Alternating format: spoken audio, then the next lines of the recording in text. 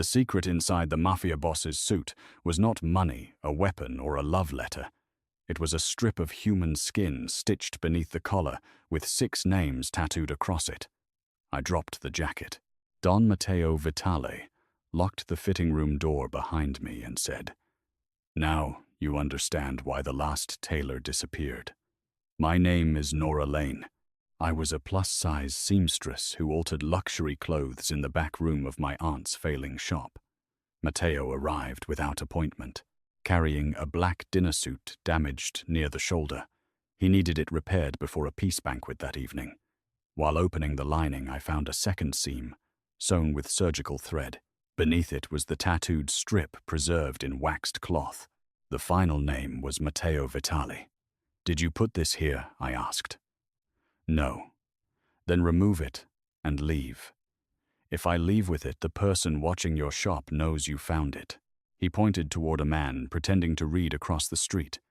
Matteo locked the door to keep me away from the windows, not to trap me. The 6 names belonged to heirs of families negotiating peace. 4 were already dead in accidents. The 5th disappeared.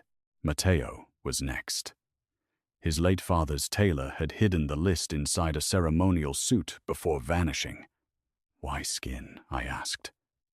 "The Camorra group that wrote it tattoos contracts onto traitors. Someone cut this from the man ordered to kill us." The stitches interested me more. They used a pattern called a widow's cross, taught by my grandmother to women sewing hidden pockets during wartime. Only 3 tailors in the city knew it: my aunt, me, and Victor Sloan, Matteo's personal tailor. Victor had disappeared 2 months earlier. My aunt admitted Victor brought the suit to our shop the night before he vanished.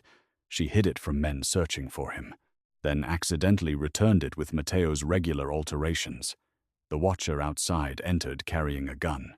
Matteo pushed me behind the cutting table. I pulled the steam press lever. Hot vapor blinded the man long enough for Matteo to disarm him. In his pocket was a banquet seating chart, with my shop marked as a disposal site. The assassin network planned to kill Matteo at the peace dinner and leave my body beside the suit, framing a seamstress connected to Victor. Why would anyone believe I killed a mafia boss? "They would not need belief," Matteo said. "Only confusion long enough for the next heir to take control. He wanted to cancel the banquet." I examined the suit. 6 buttonholes contained different colored threads matching the 6 families. Matteo's father used clothing codes to record alliances. 1 button had been replaced with plastic. Inside it was a microfilm showing payments from Matteo's uncle Cesare to the assassin group. The suit was a portable archive. Cesare knew it existed, but not where evidence was hidden. Victor disappeared after adding the skin list as warning. My aunt had received a postcard from Victor that morning showing a clock tower. On the back he wrote, "Measure twice before midnight." We found him held inside the old garment district tower alive but injured. He revealed Cesare planned to release poison through the banquet hall curtains. The curtains were sewn in Victor's workshop using hollow-weighted hems. I attended the banquet as Matteo's emergency tailor carrying replacement drapes treated with fireproof fabric. Guests mocked my body and asked whether Matteo now brought seamstresses as dates. He responded, "She is the only person in this room who knows where every weapon is hidden, before midnight." My team replaced the poisoned curtain sections, while Matteo kept Cesare speaking. We placed the original hems in sealed evidence containers. When Cesare triggered the release, nothing happened. Matteo displayed the microfilm on the ballroom screen. Cesare ordered his guards to attack, but the other families saw their heirs' names on the skin list. They turned on him. He tried to escape through the dressing corridor. I locked the door using the same fitting room key Matteo had turned behind me hours earlier. "Now you understand why seamstresses control the exits," I said. Cesare and the assassin network were arrested. Victor entered protection and testified. Matteo released his father's hidden clothing archive to investigators, even though it exposed old Vitale crimes. The peace agreement survived because the families replaced blood oaths with audited business contracts. My aunt's shop recovered after receiving legitimate restoration work, but I refused Matteo's offer to purchase it. He became a customer who waited his turn and paid invoices on time. Our relationship grew one fitting at a time. I learned he held his breath whenever anyone stood behind him. He learned I hated mirrors positioned to make bodies appear wrong. I redesigned his suits with softer shoulders because he no longer needed clothing built like armor. He funded a sewing school only after agreeing it would be owned by its instructors. At the opening, he asked why I never altered my own shape the way clients requested. "Clothes are supposed to fit bodies," I said. "Bodies are not unfinished garments." Months later, Matteo returned with a plain navy suit. No hidden seams, no coded buttons, no weapons. "Wedding?" I asked. "If the seamstress agrees." He did not lock the door. He left it open and waited for my choice. I said yes. At our wedding, the 6-family peace agreement was displayed on ordinary paper, not skin, silk, or blood. Victor made Matteo's suit.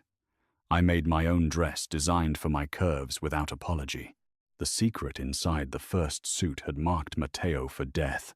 The final suit held only a handwritten note in the inner pocket, nothing hidden, nothing owned. "Walk beside me." Everyone once believed the plus-size seamstress existed to make powerful people look better. They learned she could read betrayal in a stitch, stop poison in a curtain, and close the one door an assassin needed open. For 5 years after our wedding, Matteo wore nothing with a hidden seam. It became a private joke and a public policy. Every garment entering a peace meeting passed through independent screening. The 6 families replaced ceremonial clothing with ordinary identification badges. My aunt's shop became an instructor-owned sewing school, and I served as design director, by election, not marriage. We trained tailors to recognize concealed pockets, chemical damage tracking threads, and the subtler danger of clients who believed paying for clothes allowed them to insult the body inside them. Matteo reduced the Vitale organization to audited businesses and a victim restitution trust. Old captains said I had softened him. They were wrong. He remained dangerous. He had simply learned danger did not qualify him to own every solution. Then, during the school's 5th graduation show, a model walked onto the runway wearing my wedding dress and collapsed before reaching the lights. The dress had been locked in my private archive. I had not authorized anyone to touch it. The model, 22-year-old Jana Brooks, could not move her arms or speak. A medic found 2 tiny needles inside the waist seam, delivering a fast-acting paralytic through her skin. The dose was small enough to wear off, large enough to create terror. Sewn across the inner hem in red thread were 4 words: "Nothing hidden is a lie." Police sealed the school. Reporters photographed Jana on a stretcher and called the incident a Mafia warning. Matteo arrived with guards but stopped outside the evidence line. "Tell me what you need," he said. I needed every door watched, and no student questioned without counsel. He arranged both through the school board. The archive lock showed my fingerprint at 2:06 that morning. I had been home asleep. Its sensor used a copied print lifted from a fitting mirror. Security footage showed a plus-size woman in my long coat entering the room. As with the first suit, the evidence pointed to the seamstress because fabric naturally carried my hands. A theft report revealed 3 other garments missing: Matteo's plain navy proposal suit, Cesare's poisoned banquet jacket, and the coat worn by Victor Sloan when we rescued him from the clock tower. Someone was collecting clothing connected to the fall of the assassin network. The red sentence imitated the note inside Matteo's wedding suit, but the construction was wrong. I used a running stitch for personal messages. This used a machine chain stitch found in industrial uniforms. Victor recognized the red thread as heat-reactive filament supplied to prison workshops. Cesare had died in custody 6 months earlier. Before his death, he ran a tailoring program employing inmates. The program director, Dr. Elise Ward, claimed sewing reduced violence and built job skills. She also kept every item inmates produced for quality research. The missing garments might have been copied inside her workshop. We visited the prison with investigators. Elise was elegant, warm, and skilled at making surveillance sound like care. She displayed rows of men sewing hospital gowns and work shirts. Every machine logged productivity. Cameras measured posture and hand movement. Inmates who met quotas earned calls home. Those who failed lost privileges. That is not rehabilitation, I said. That is a factory with locked exits. Elise smiled. You built a career because a powerful man valued your skill. These men need discipline before anyone values theirs. Matteo did not create my skill. No, but his attention created your market. Her insult was polished enough to pass as analysis. I noticed one inmate sewing widow's crosses inside uniform collars. Victor had taught the pattern only to our school. The man said an instructor named Mr. Gray required it. No, Mr. Gray appeared on staff records. A photograph from the previous month showed him Simon Varga, son of the fifth heir whose name appeared on the human skin list.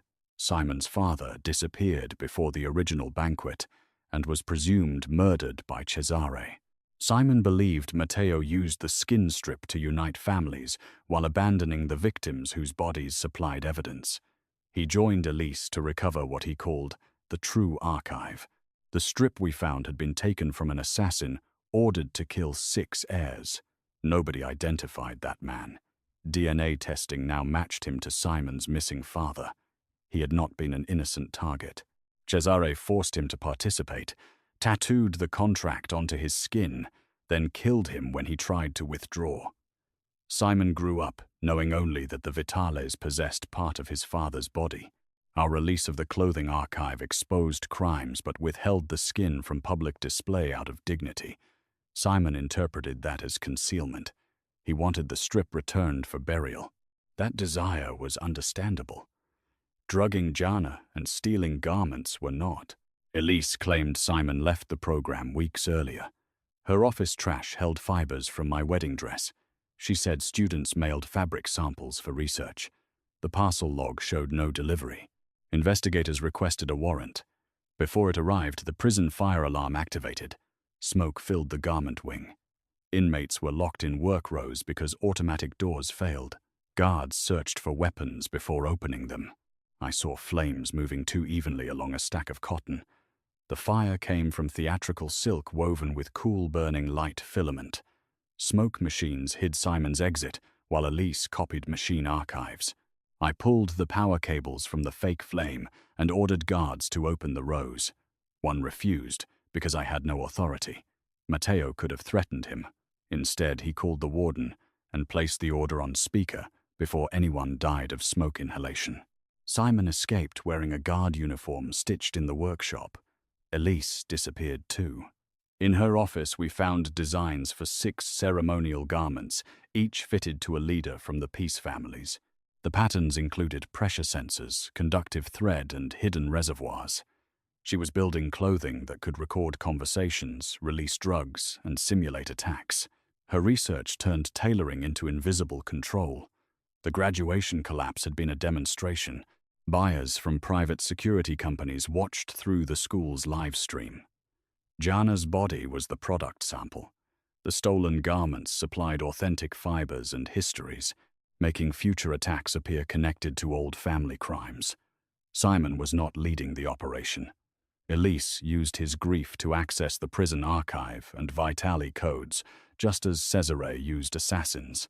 We traced her buyers to an international clothing technology expo, scheduled in 3 days at the City Convention Center. My school had a booth. Canceling would warn her. Attending would place students near dangerous garments. The school board voted to withdraw students but allow Victor and me to exhibit under police protection. Matteo objected privately. I can attend instead. Can you identify a widow's cross from a saddle stitch? No.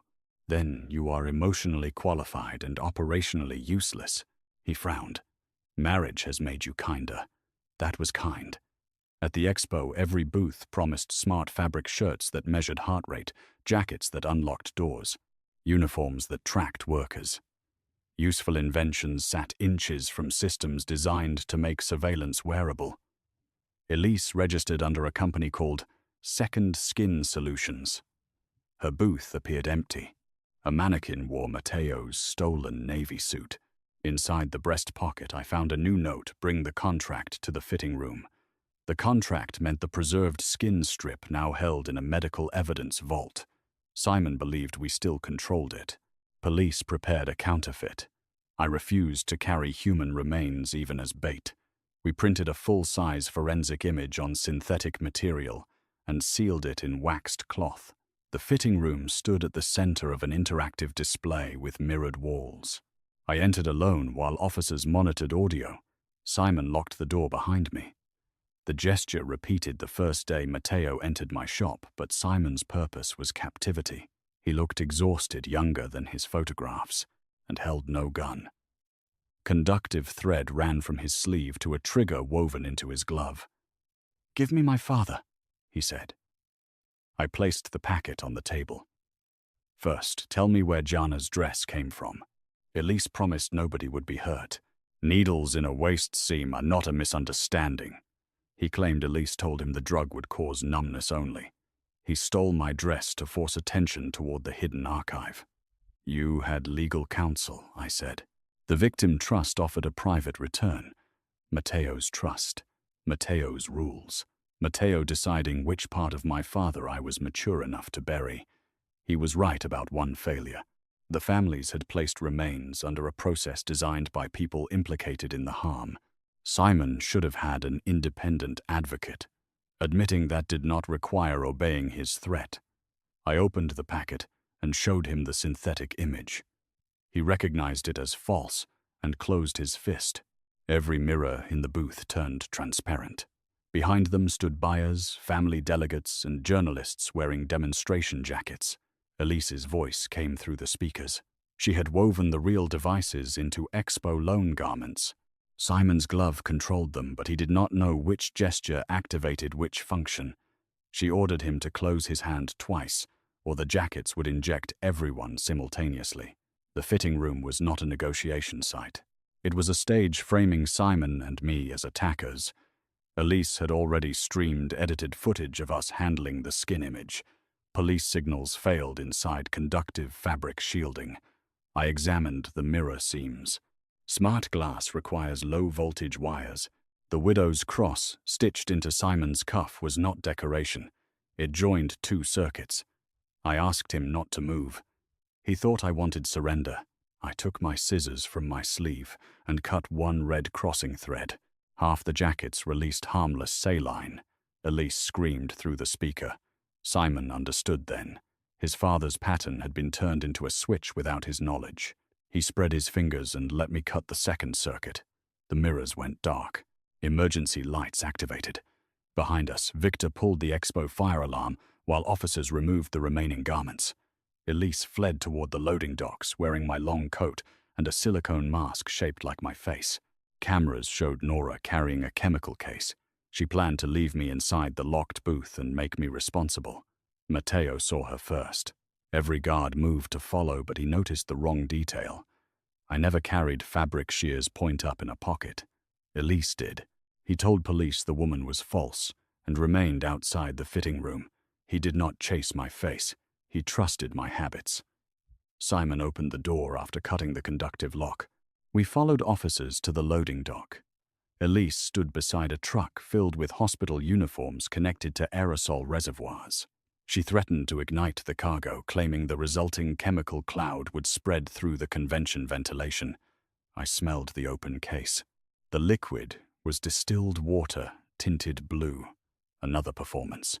The real danger was the truck's destination, Manifest St. Anne's Children's Hospital. Thousands of uniforms already delivered there contained tracking threads and skin contact reservoirs. Elise planned to trigger symptoms in selected patients, then sell hospitals a monitoring system that appeared to predict the crisis she created. Gianna had been her proof of concept. Police secured Elise, but we had less than an hour before the hospital's automated laundry cycle heated the conductive threads and activated them. Calling for evacuation would cause chaos among critical patients. Victor and I examined one uniform. The reservoirs opened when heat shrank a red filament. Cold stopped the reaction. I called the hospital laundry supervisor, not the director. She knew exactly which carts held the new uniforms. Staff moved them into food freezers and disconnected dryers. Nurses changed 12 children, already wearing them. One infant showed early symptoms and received treatment. No one died. Elise's buyers withdrew denials once financial investigators found encrypted contracts in the expo jackets. She was charged with attempted murder, assault, unlawful human experimentation, fraud, and conspiracy. Simon surrendered and testified. His cooperation reduced his sentence but did not erase Jana's injury or the fear imposed on workers. Jana recovered movement fully after 2 days. She sued the prison program, the technology company, and our school for weak archive security. We settled our portion openly. I apologized without asking her to praise the reforms that followed. She used the settlement to create a union for models and garment workers requiring disclosure of wearable technology during fittings. A model is not a hanger, she told the press. A body is not a test surface. I could not have written a better rule. The prison workshop closed until independent labor and rehabilitation experts rebuilt it. Participation became voluntary. Wages increased, and phone access no longer depended on quotas. Graduates owned the products they designed. Victor taught only after inmates elected to invite him. He began each class by explaining how a secret stitch once saved evidence and later became a weapon. Techniques carry no morality by themselves. The person controlling access decides whether a hidden pocket protects or traps. Simon received his father's remains through an independent victim advocate after forensic needs ended. Matteo did not attend the burial unless invited. Simon eventually sent him a single message. He tried to leave. Matteo answered, "I know. I am sorry our family made leaving cost his life. There was no forgiveness, only a fact shared without ownership. Sometimes that is as far as justice travels in one generation." The 6 families dissolved the private archive committee and transferred all human remains, personal effects, and victim records to an independent memorial center. Survivors decided what could be displayed. The tattooed strip was buried with Simon's father. We retained high-resolution evidence under court seal, not in a suit, vault, or family collection. Matteo said the absence felt like losing proof. I reminded him proof had completed its job. Keeping a body because it once protected him would repeat Cesare's belief that people became tools after death. He agreed. My wedding dress returned from evidence damaged by needles and red thread. Reporters expected me to restore it. I cut it into fabric squares and gave one to every student in Jana's graduating class after she approved. They used the pieces inside new garments where no audience could see them. Some called that destruction. I called it refusing to let one dress become more sacred than the body harmed inside it. Matteo's navy proposal suit came back too. He wanted it repaired. I left one small cut in the cuff where Simon's trigger thread had rubbed against it. "Nothing hidden?" he asked. "Nothing erased," I said. Our relationship survived because neither of us confused openness with the right to every thought. I kept private sketches. He kept private grief. The promise was not that nothing would remain unseen. It was that no hidden thing would be used to remove another person's choice. That distinction shaped our home, our businesses, and eventually the city's garment rules. Wearable devices required visible labels. Workers could refuse biometric uniforms. Medical textiles required independent testing on consenting adults before reaching patients. The law carried Jana's name, not mine or Matteo's. At the sewing school, full-length mirrors were replaced with adjustable panels chosen by each student. We stocked mannequins in many sizes, including bodies broader and softer than mine.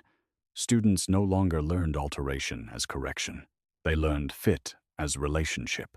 A garment must move when its wearer moves, breathe when its wearer breathes, and open when its wearer needs to leave. The fitting room lock that Matteo turned on our first day was displayed near the entrance with both sides visible. Beneath it, we placed a sentence: "A lock may keep danger out or keep a person in. Ask who holds the key." Matteo retired from Vitale leadership after employees elected a professional board. He spent more time at the school, where I refused to let him touch expensive fabric until he completed beginner training. His first buttonhole leaned badly. Students kept it in a frame titled, "The Fall of an Empire." He pretended offense and practiced until his stitches became respectable. The fear he felt when someone stood behind him never disappeared completely. During fittings, he chose mirrors that showed the room and asked before doors closed. Healing was not forgetting. It was building enough choice around the memory that the body no longer mistook every seam for a trap. On our 30th anniversary, I made him one final suit from dark blue wool. It contained pockets because useful clothing needs places to carry ordinary things. Inside one pocket, I placed a grocery list. In another, reading glasses. Beneath the collar, I stitched no message. He searched anyway. Nothing, he asked. You wanted nothing hidden. I have grown sentimental. I wrote 3 words on a removable paper tag, still your choice. He wore it to dinner and left the fitting room door open. I wore a silver dress built around my curves rather than against them. A young server complimented the design and asked whether shapewear made the silhouette possible. Engineering made it possible, I said. My shape was already here. The answer traveled online without my name and became more famous than the Mafia story. That pleased me. Everyone once believed a plus-size seamstress worked behind the curtain to make powerful men look flawless. They imagined Matteo locked the door because I discovered a secret too dangerous for an ordinary woman. The truth was that ordinary work gave me the language to read danger. I knew the pull of a false lining, the weight of an altered button, the difference between a hand stitch and a machine pretending to be one. I also knew clothing could shame, hide, protect, injure, or free the person wearing it. The strip inside Matteo's first suit exposed an assassination list. The needles inside my wedding dress exposed a market that treated bodies as demonstrations. The final lesson came without blood or poison. Nothing truly fit, until the person inside it could move, breathe, and leave by choice. The school confronted that lesson again when a major uniform company offered free clothing to every student in exchange for body measurements and movement data. Administrators saw opportunity. Students saw expensive fabric they could not afford. The contract claimed all data would be anonymous, but a technical review showed facial scans, medical posture indicators, and weight changes could be sold to employers. Refusing meant losing the donation. Accepting meant teaching young tailors that financial need made surveillance reasonable. I placed the contract on a cutting table and asked the class to mark every clause that did not fit. Red chalk covered the pages. One student, Mara, proposed a counteroffer. The company could fund fabric. Students would keep ownership of designs, and no biometric data would leave the school. The company refused.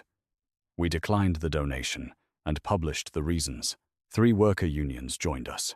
Within a year, the company changed its policy because clients stopped trusting uniforms that watched them. No Mafia council fell. No assassin drew a weapon.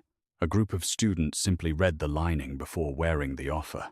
Matteo called it my greatest case. Nobody was poisoned, I said. Exactly. Prevention lacks a dramatic soundtrack, which is why powerful people often underfund it. The school later created a textile library where students borrowed fine material and returned equivalent fabric after earning income. Jana chaired its board. Simon contributed designs from prison wages but received no public praise at his request. Victor donated his collection of antique needles after cataloging where each one came from. We refused items with unclear ownership. Even beautiful tools can carry theft in their history. My aunt lived long enough to see the school's 100th graduate open an independent shop. She confessed that when Matteo first entered our failing business, she had briefly hoped I would charm him into purchasing it. I wanted rescue more than freedom, she said. You forced me to learn the difference. I told her I had been tempted too. A powerful buyer can make exhaustion look like consent. We survived because the offer was examined in daylight. Ownership rules were written, and both of us could refuse. When she died, she left her share to the instructors, not to me. That was the inheritance I valued most, proof she trusted the institution beyond family blood. Matteo and I had no children. A choice strangers treated as another garment they were entitled to alter. They asked who would inherit the Vitale legacy. Workers, victims, and taxpayers, according to the documents. Matteo replied. We became honorary grandparents to half the sewing school, those students mostly visited when they needed dinner or someone with a truck. Our home filled with fabric scraps, unfinished hems, and arguments about whether digital machines counted as real sewing. I said any tool was real if the maker understood it. Matteo sided with tradition until a student programmed a machine to reproduce his crooked first buttonhole. He surrendered. In old age, his hands began to shake. The first time he could not fasten a cuff, anger crossed his face. I did not do it for him immediately. Help or adaptation, I asked. He chose adaptation. I sewed larger buttons and hidden magnetic closures into his shirts, visible if anyone looked closely. We did not disguise disability as perfection. Clothes served the body he had, not the memory of the body he lost. Later, when I needed a wheelchair, students redesigned the school tables so I could roll beneath them. Nobody described the change as kindness. It was good design. At Matteo's funeral, I dressed him in the navy suit with the small damaged cuff. The pockets held no codes, weapons, or last instructions. One contained his reading glasses because he always forgot where he put them. The door remained open throughout the service. Simon's advocate sent a white thread with permission to include it. Jana sent a red square from my wedding dress. I placed both beside Matteo's hand, separate and unstitched. Not every broken history must be joined into one beautiful pattern. Afterward, I returned to the fitting room where our story began. The old lock had been removed from the door, leaving a small, pale shape in the wood. I ran my fingers over it and remembered the fear of hearing the bolt turn behind me. Matteo had said the last tailor disappeared. I thought I had found a secret that would kill me.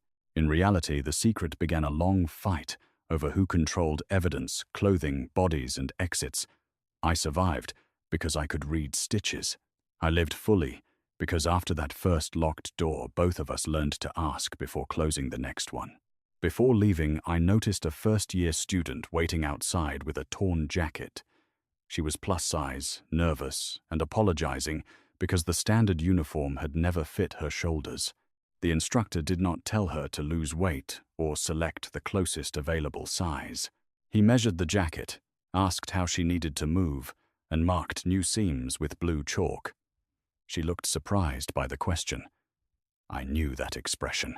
It was the face of someone discovering her body was not the error in the room. I gave her my old scissors. These cut evidence once, I said. Now, let them cut something useful. She laughed, thinking I was joking. That was fine. Legends should become tools, then become ordinary. As I rolled toward the open door, machines began humming behind me. No hidden needles, no coded skin, no powerful man deciding who belonged.